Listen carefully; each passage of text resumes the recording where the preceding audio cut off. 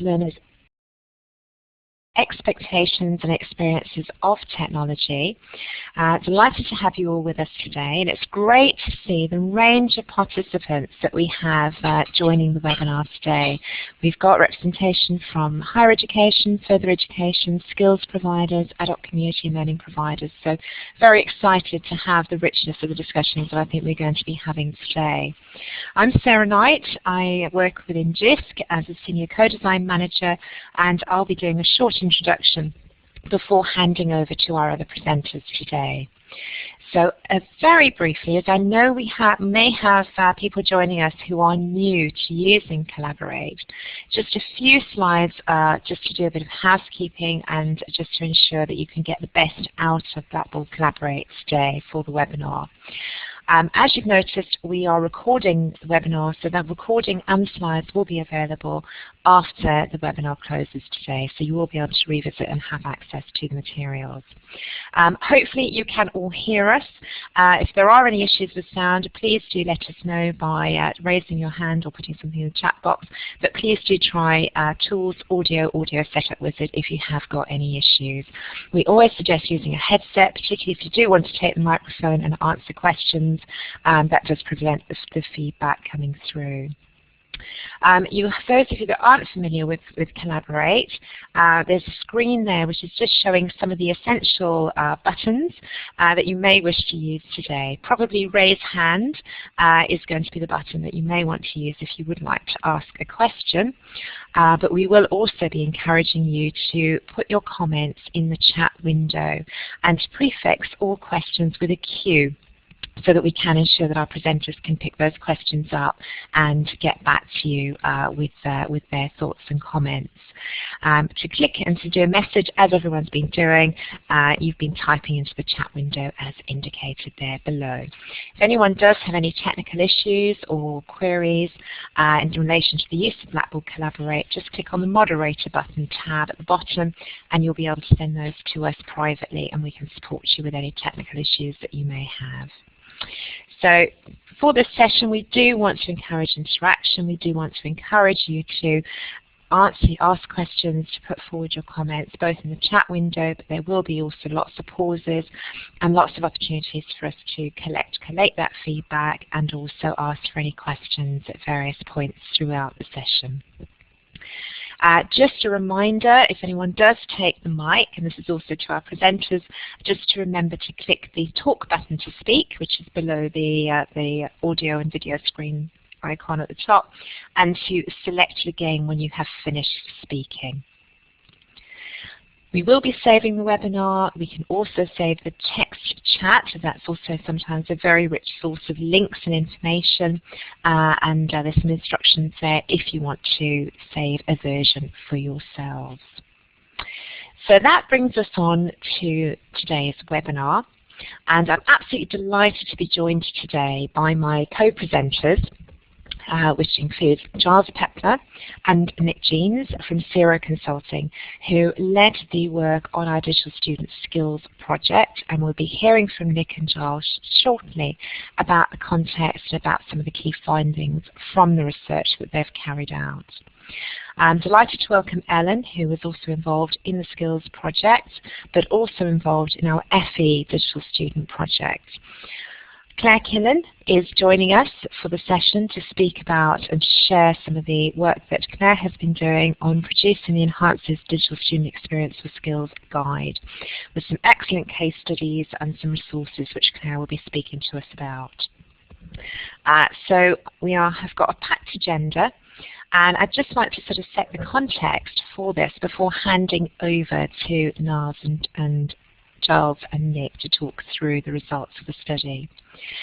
This forms part of our digital student work that we have been carrying out since 2013, when we had initially a request from IT managers and directors in HE to say, can we do some further research around what students actually expect in relation to technology? How are they using it? What do they expect us to provide in terms of infrastructure and kit for them to use?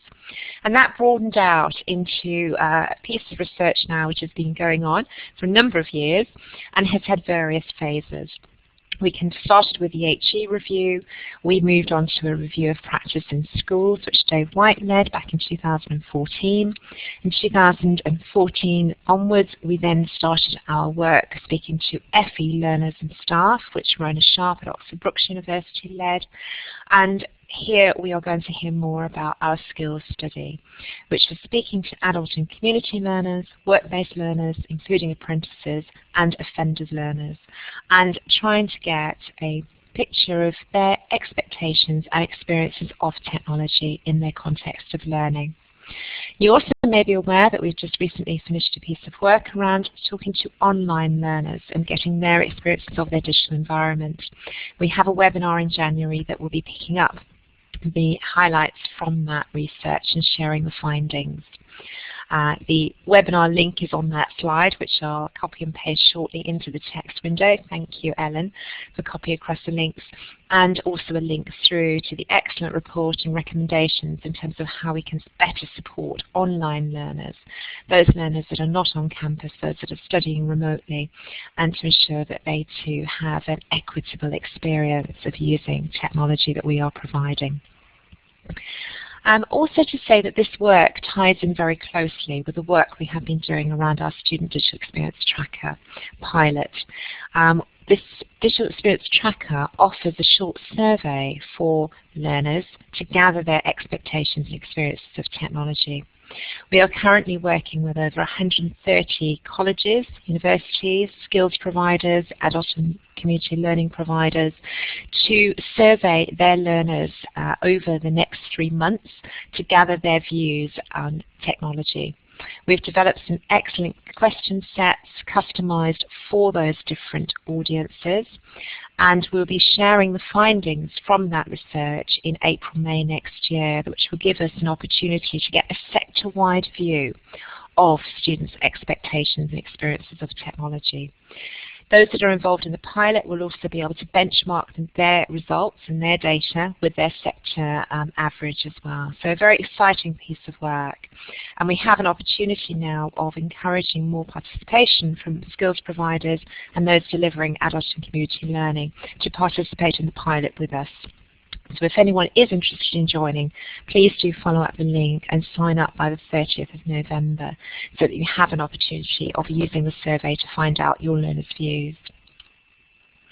So that leads us on nicely to introducing the Skills Sector Digital Student Project. And at this point, I'm going to hand over to Giles, who is going to talk about the project in a bit more detail and share the findings from the research they carried out.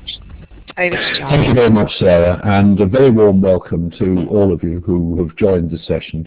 I haven't been able to keep track of all the names there, but particularly warm welcome to those who either helped in the research or who attended any of our earlier consultations about it. This has to be a very, very brief explanation because we've got a packed agenda and we want to allow as much time for interaction as possible. So very briefly, overall, what the areas that we covered in this, the skills sector project covered adult and community learners, it covered work-based learners, apprentices and offender learners, those who were incarcerated, involved in prison, learning in prisons. We did in fact do some work in FE colleges, but we made certain that this didn't overlap with the earlier FE study. All the people that we talked to in FE colleges, and this was in particular 2 colleges, Lewisham and Southwark and Taunton, and we made certain that the people who were involved were all apprentices and all work-based learners. So a very broad scope, and very, although there are some common threads, there are also some quite significant differences that emerged between the sectors. We're looking at 2 things. We're looking at 2 things in particular. What do learners want? What are their expectations in relation to technology in their learning programs? And what do they need in order to succeed as effectively as possible in their learning programs?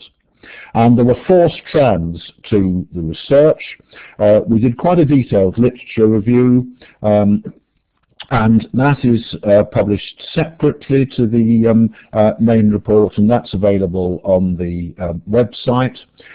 We did a number of stakeholder interviews to clarify, reinforce some of our initial thoughts and what was in the literature.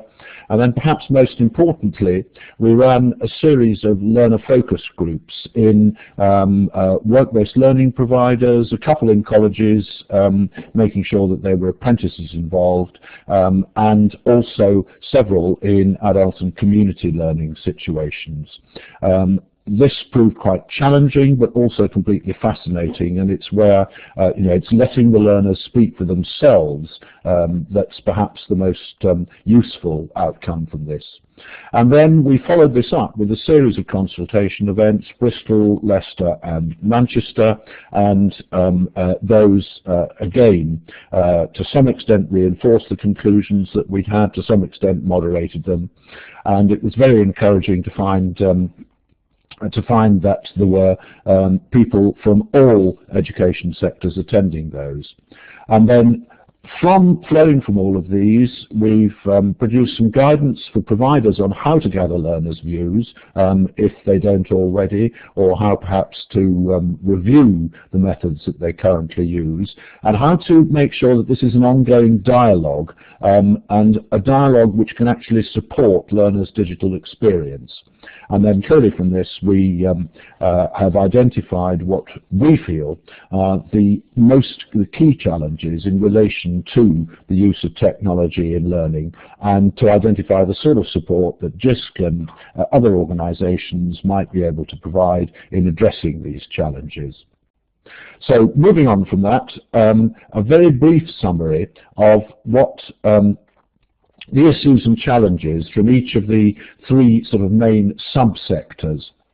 As far as work-based learners are concerned, many of them still have problems in access to kit, access to good laptops, to printers and internet connectivity, and this can be particularly true in their workplaces. What they really want, particularly from their day release or off work site experience. They want experience with the software and hardware that's used in their workplaces, and that raises some interesting issues which you may want to pick up later on. We've heard a lot in the last couple of years about VLEs being almost passé. The rush towards PLEs has taken some of the focus off VLEs. But we want to stress that particularly for work-based learners, VLEs are not redundant, and in fact they may yet be still to reach their potential. One of the themes which you'll find coming in each of the three main areas is that students' technology skills vary widely, even amongst the same age groups. I mean, it's perhaps not surprising that Prensky has sort of now almost taken back his original digital immigrant, digital native idea. But you should not make assumptions based on age or necessarily even on levels of prior educational attainment. We can't take skill levels for granted, and that's very important, I think, from a pedagogical point of view. And also, and this is true for certainly 2 out of the 3 subsectors that we're looking at, there's a relative lack of student voice in the sector. And students can feel isolated in their work placements, so they really appreciate online fora with peers, and they appreciate Skype discussions with tutors.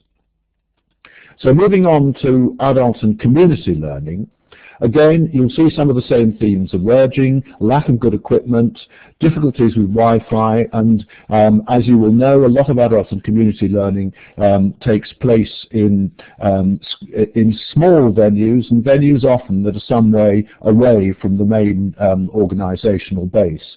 And so there are some really quite simple logistical issues: difficulty transporting equipment, blocks on websites at schools, not getting passwords, and particularly with a very large number of part-time tutors, teachers who may be willing but lack training in how to use technologies and don't have any time allocated for preparing materials and backups.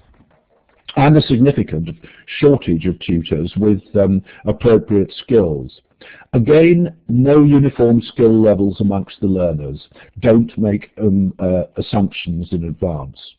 Very little enthusiasm for MOOCs as a possible learning and teaching strategy, although we did come across at least one local authority provider that was actually planning to use MOOCs and may have done so by now. And if you want to hear more about that, I can give a particular reference later on. Learners, they value face-to-face interaction in class, and they also value the use of technology during the week between their courses to maintain the skills that they've learned. But again, as with work-based learners, there is very little student voice in the literature. Finally, the third area that we've looked at is offender learning. Here, because of the nature of the environments in which, of course, prisoners are kept, there's restricted access to devices, to the internet, to information and support. Most prisons prioritize security above rehabilitation, and ironically, meaningful learning opportunities are often more available for those long-term prisoners who are in one prison for all or most of their sentence, rather than short-term, less high-risk prisoners who are only in for short time and near release, because there's very little continuity of learning support between prisons, and there is very little learning support after release. There's clearly an issue there, and prisoners being released without skills for employment simply contributes to that vicious circle. We feel strongly that there's a need for dedicated technology-enabled learning spaces and supervised Skype to improve family contact. Skype is not available to prisoners in virtually all situations. There is, if you like, an internal VLE in prison education called Virtual Campus. This does have potential, but there are limitations of access, limitations of support, and a relative lack of quality content on there. Now that's very much a very rapid and summary. There's a lot more detail in the final report, but that I hope sets the background for that. I don't know if we've got time, Sarah, at this point to pause for questions, or whether you'd like to pick those up later on. Giles, and I will pick up a few questions. I'm going to hand over to Ellen, who I know has been making a note of some of the questions that have been coming up in the chat. Right, Giles, Hannah, thanks Sarah. Hannah has asked if you could give a further example of the LA and the MOOCs. LA... The local authority. This is, I haven't been in contact with them recently, but this is Leicester City Council Adult Learning Service, and they have been, they said they were in discussions with the University of Leicester, which, as many of you will know, is one of the FutureLearn universities, about developing MOOCs suitable for adult and community learners, along the lines of some of the very successful sort of early popular ones that University of Leicester was responsible for. Many of you may even have followed the one about Richard III and the finding of the bones and the reburial. And they were looking for local topics and to develop a partnership with the University of Leicester on that. I can afterwards give you, I haven't got the immediate contact to hand, but I can I can send the contacts on later on.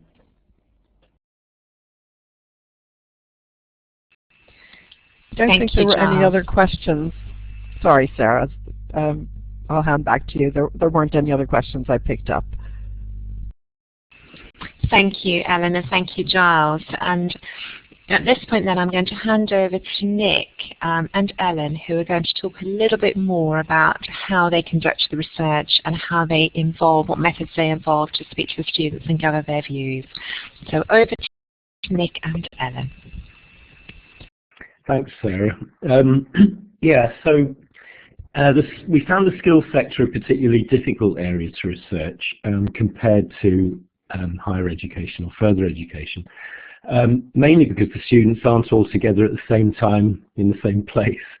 So work-based learners are obviously very dispersed, and adult and community learners have to give up part of their lesson to contribute to focus groups.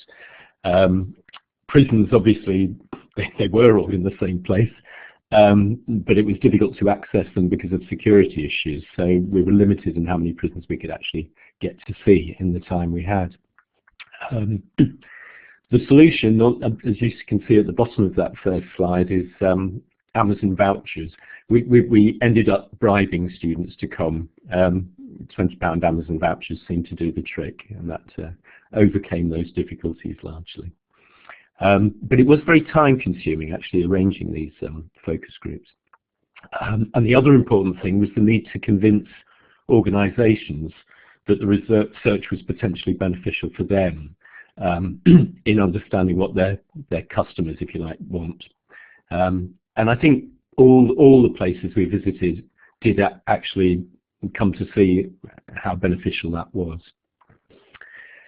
Moving on to the next slide.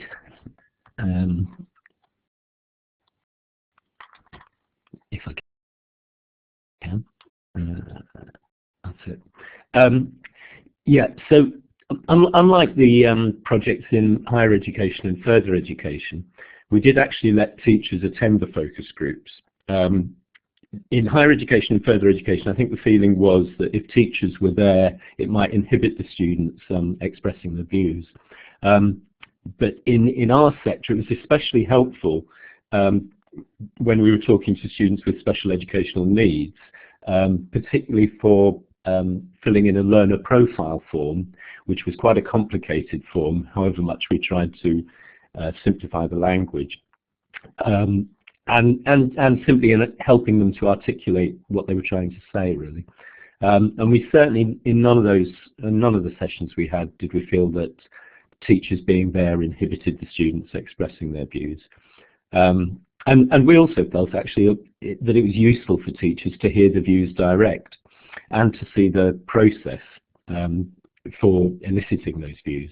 And some of the teachers said they'd continue to use that process themselves. So I just want to explain what that process was.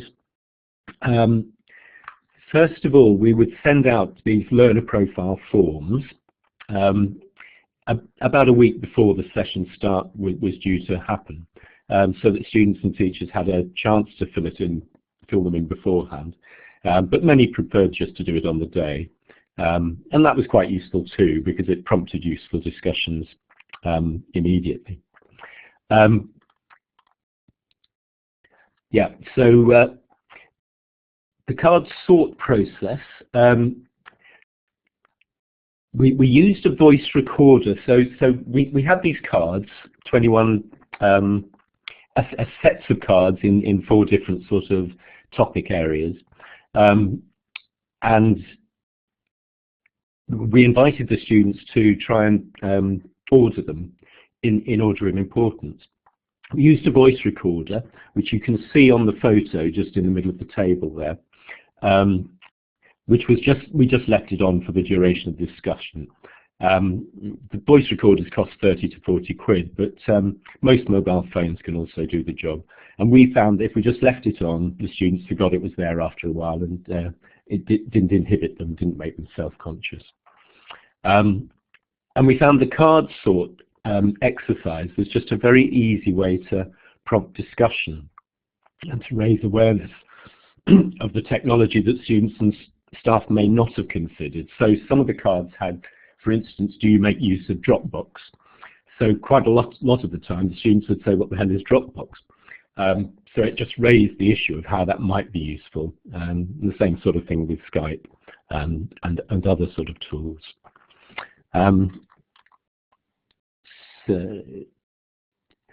Sorry, yes, the permissions really were all about just agreeing to use their quotes and agreeing to using their photographs and recording them. So the card sort exercise, and you can find these cards on the website, on the GIST website. The idea was you take the cards out for one particular theme, and then just put the theme heading at the top and get them to order them in order of importance. And we also use blank cards, and I think that was quite important, to allow students to add tools or uses that we hadn't predicted. Yeah, it prompted interesting discussions, and even within the same subsectors, we found the responses were different, even on different tables actually. And sometimes it was quite useful to get the tables. So we'd have sort of 5 students to each table, to get the tables to discuss why one had come up with one order of importance and the other had come up with an alternative.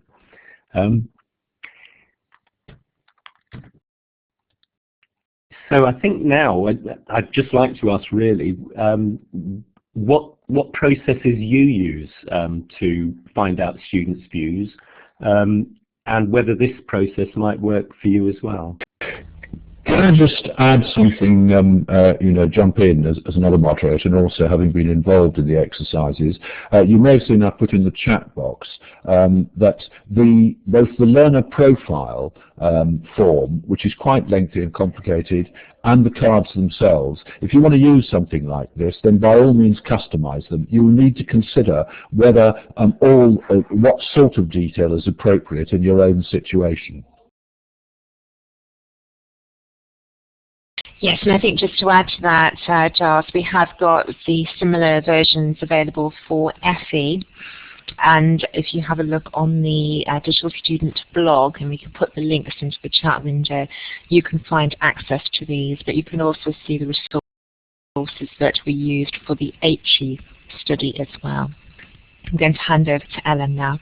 I just also briefly wanted to say for both FE and the skills that what was really useful was listening to the discussion where people were actually talking about what, the order that they wanted to put the cards in, and there was of course not always agreement.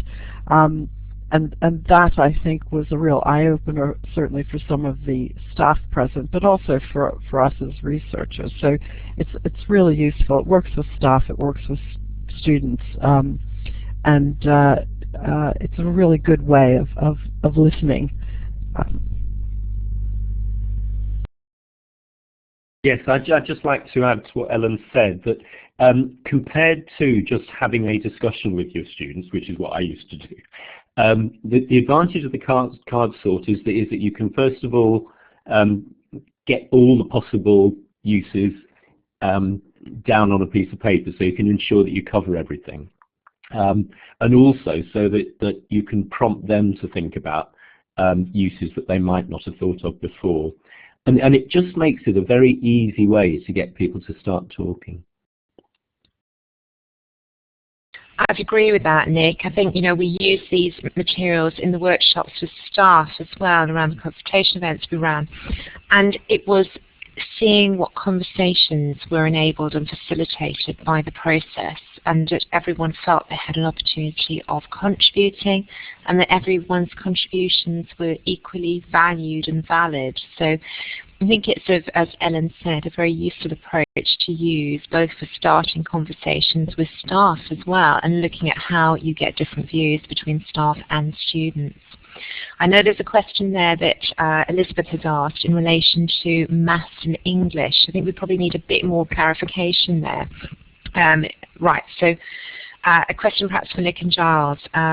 What they want me to be able to achieve in relation, sorry, that's just moved, the level required by the framework.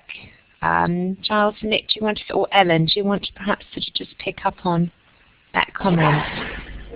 The level required by what framework? I'm not 100% clear of what the focus of the question is there. Could you clarify, please?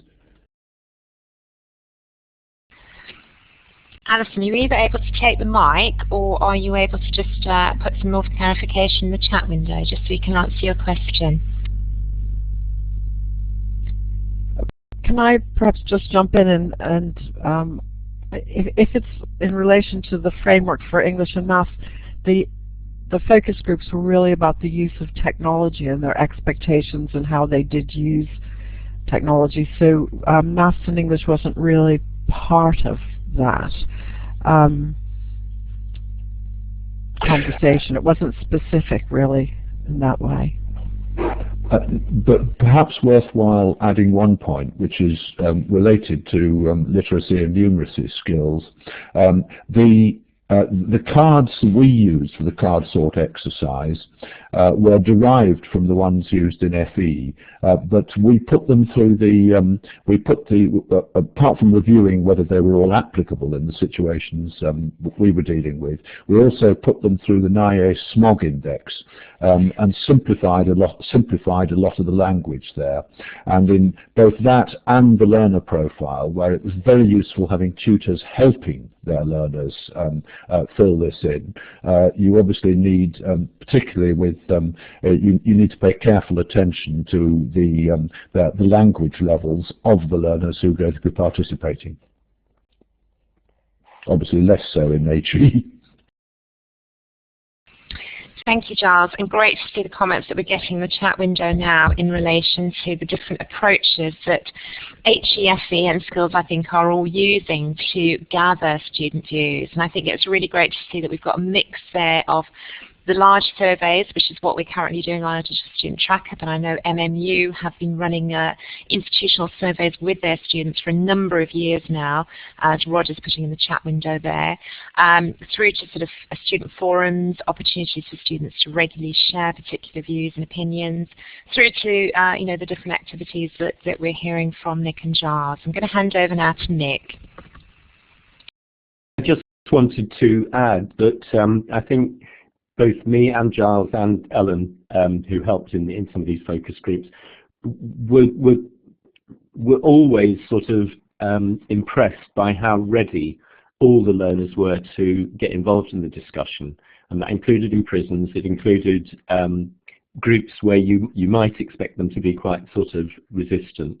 But they all eventually, sometimes not straight away, they all eventually got very, very involved in the discussion, and it felt like very, very useful sort of activity for all the students and the teachers.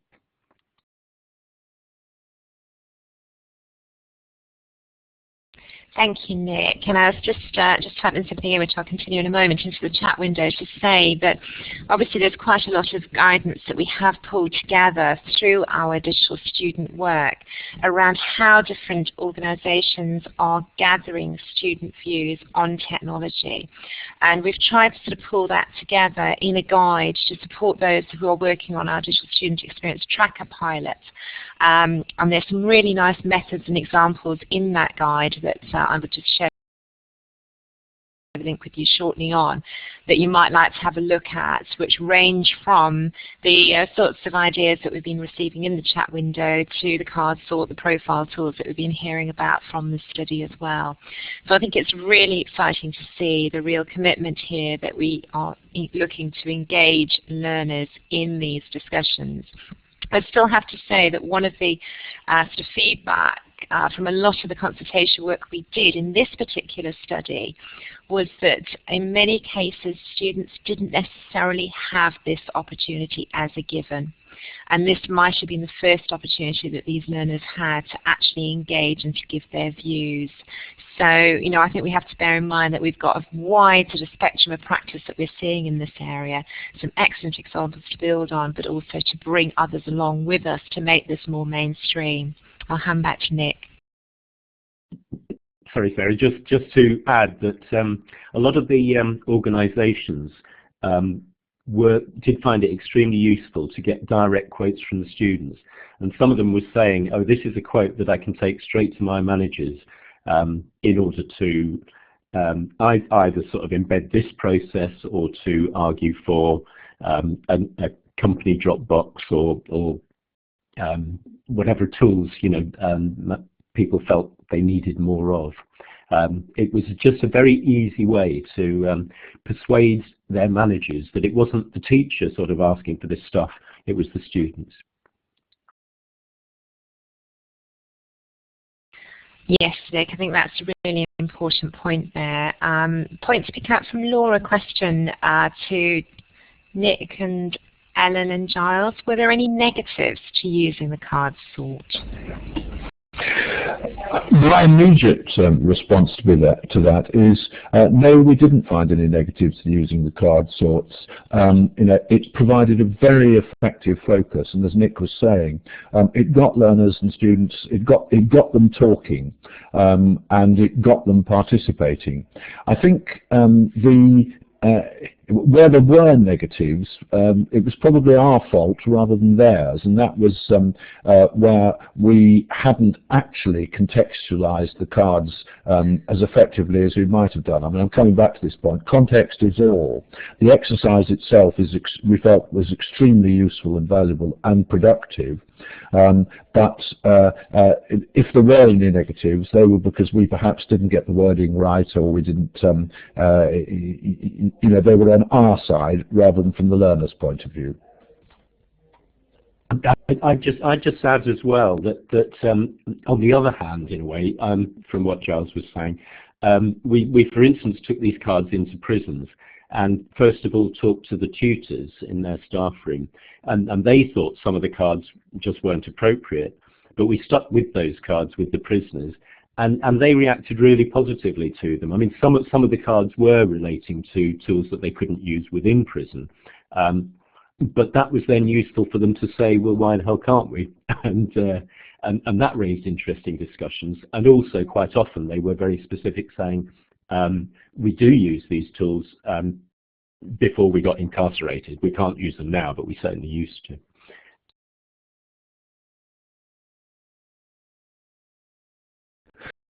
Okay, do you want me to move on to the conclusion slides now, Sarah, briefly? Yes, we've got a question there from Jill, which I don't know if you just want to pick up before we move on to the conclusions. Did the learners offer any examples of good practice? Yes, they did, and I mean that was one of the most useful aspects. So, for example, prisoners came up with the idea that they would like to be able to use e-readers to help other prisoners who had low levels of literacy. They came up with lots of good examples. I think they were the ones really that raised the whole point about using Skype to maintain family contact, which is an incredibly important aspect of rehabilitation in prisons. Can you think of any others, Giles?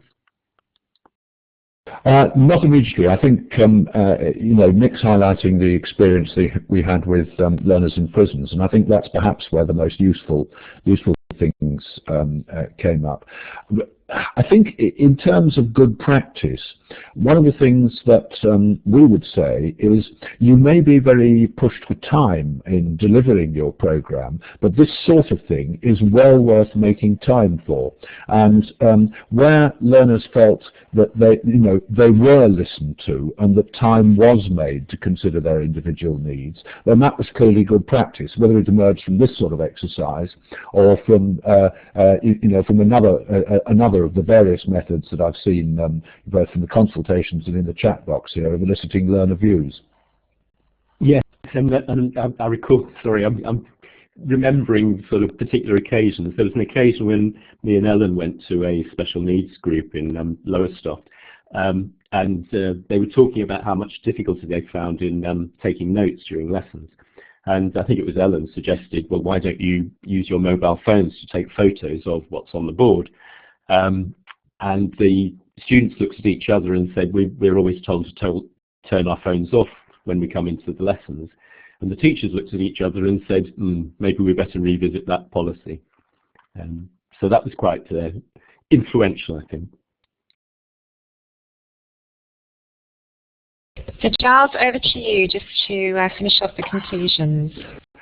Okay, thank you. And some of these, some of the main conclusions from this study, you know, although I would emphasise that these are conclusions from the skills sector study, those of you who've already been involved in the other two studies will see that there's a lot of similarity there. Oh, do keep drawing on there. I love these doodles that are appearing on the whiteboard at the moment. Points which I made earlier on. Learners' technology skills and their use of technology, they're far from homogeneous, even amongst the same age groups. If you read the full report, you'll see that you know, on the analysis of both the learner profiles and from the card sort exercise, there were some differences between groups of learners that started to emerge. But those differences were relatively small, and because of the challenges we faced, the overall sample size is not as large as we'd have liked. So I would stick with that point. You know, don't make assumptions. Learners' use of technology and their skills are far from homogeneous. What learners do want is access to a device that they can use, preferably through a bring your own device policy. And where organisations didn't have a bring your own device policy, we would you know, clearly suggest that this is reviewed. They were highly responsive, as emerged from the presentation which Nick has been doing about the you know, about the focus groups, very responsive to being asked as to how they would like to use digital technology.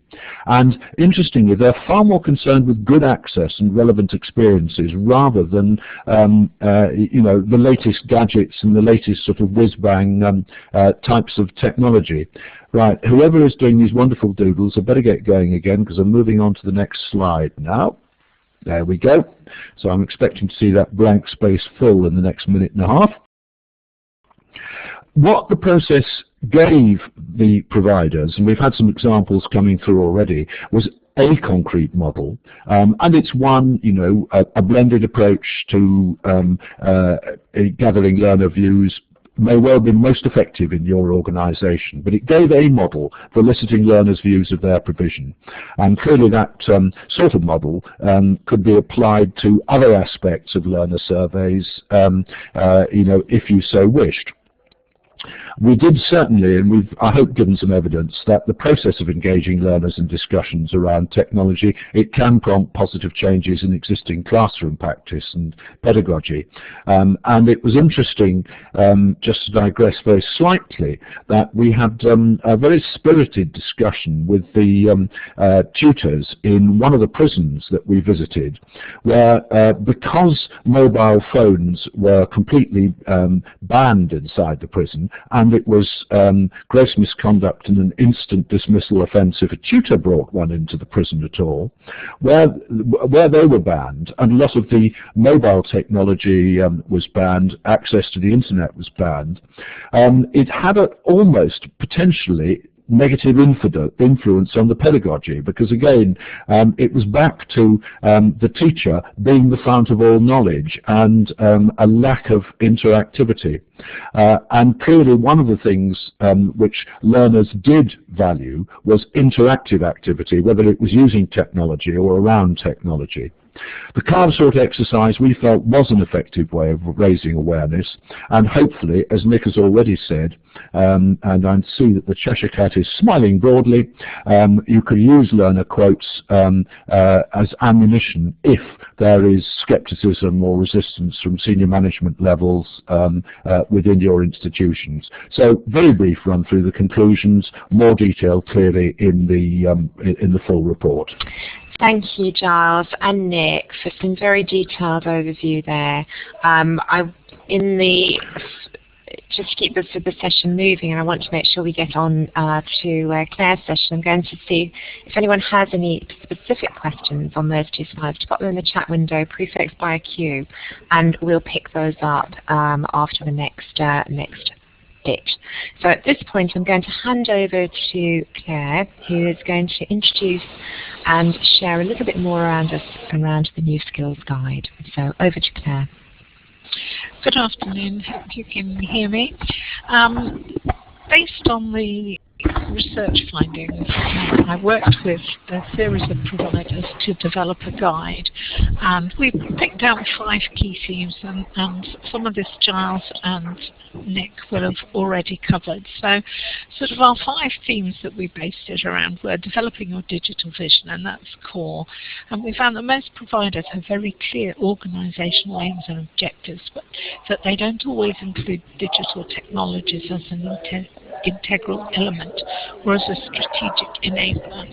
And you know, also we found that they don't always consider accessibility and inclusion within that vision. It's sort of treated as a bit of a sideline in some, and a specialist sideline is that, whereas I would argue that addressing that from the start makes a big difference. So we also looked at the digital environment, and as Giles has said, learners' expectations are actually relatively modest. You know, they want reliable internet, wireless networks at work, sufficiently powerful devices, and industry standards of skill. And there are some ways around that some of the case study providers were exploring that I'll talk to you about in a few minutes. We also looked at developing staff digital capabilities, and we know there are issues here, particularly for ACL providers who may have large numbers of part-time staff that work elsewhere, and geographically dispersed staff. But we also know that learners' digital experiences are strongly influenced by the confidence and capabilities of their teachers. So that makes focused and flexible CPD a priority for staff. We looked at empowering and engaging learners, and I won't repeat what others have said, but simply to say that learners welcomed the chance to be involved. As Sarah said, some don't feel they've had that opportunity before, and some really felt that their views were not valued. So in this section of the guide, we've looked at moving beyond listening to and making it engaging. Some providers are involving learners in reviewing resources or reviewing provision that they're planning, and actively getting them involved in developing things. And then we looked at embedding technology within inclusive curriculum practices. And I feel quite strongly that, you know, it's not just in the curriculum that we want to be inclusive, it's everywhere. And this is a vast area. So I'll just move on by telling you that we looked at curriculum design, assessment and feedback, and inclusive practice.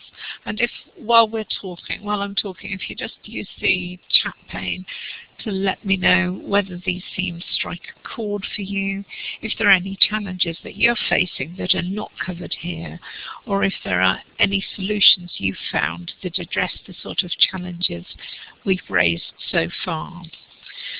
So in the guide, and I put the link in the chat pane, we've linked to key findings from the study, and that's what all our guidance is based around. But we've also drawn on examples